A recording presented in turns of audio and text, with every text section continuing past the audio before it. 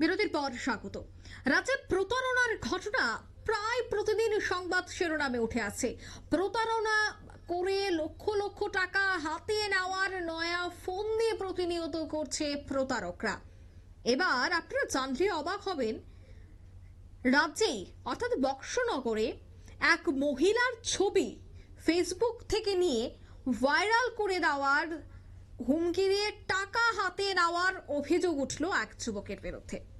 যদিও সেই যুবক এর বাড়ি অসমে বলে এখনো পর্যন্ত জানা গেছে, তবে বেশ কিছুদিন আগে বক্সনগর এলাকায় এক মহিলার ছবি ফেসবুকে ভাইরাল করে 50 টাকা দেওয়ার জন্য হুমকি দেন মহিলা সহ তার পরিবারের সদস্যদের। টাকা না দিলে প্রাণে মেরে ফেলার হুমকিও দেওয়া হয়।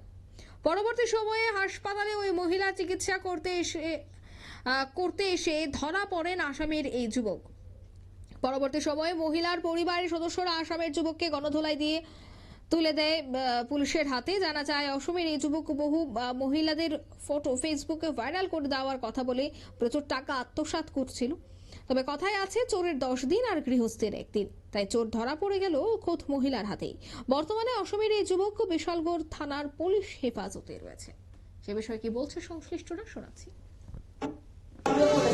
কিন্তু ভাই ওর বাড়ি আসাম, ওর বাড়ি সব বসকনগর।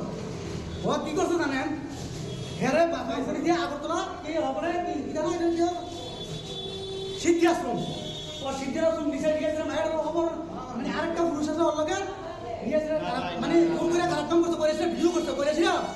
ভিডিওটা ওর মোবাইলে দেয় আর ওর বাবার কাছে দিছে, ওর মার কাছে দিছে, ওর বাবার কাছে দিছে, দিয়েছে কইতাছে মানে বাড়ির ভিতরে এরকম ব্যস্ত হয়ে যায়।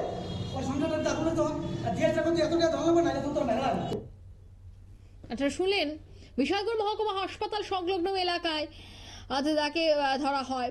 ধৃত যুবক বর্তমানে পুলিশের হেফাজতে রয়েছে এবং এই নতুন নয়, সে এর আগেও এ ধরনের প্রতিনিয়ত প্রতারণা করত এবং ফটো সোশ্যাল মিডিয়ায় ভাইরাল করে দেওয়ার মতো হুমকিও সে দিত।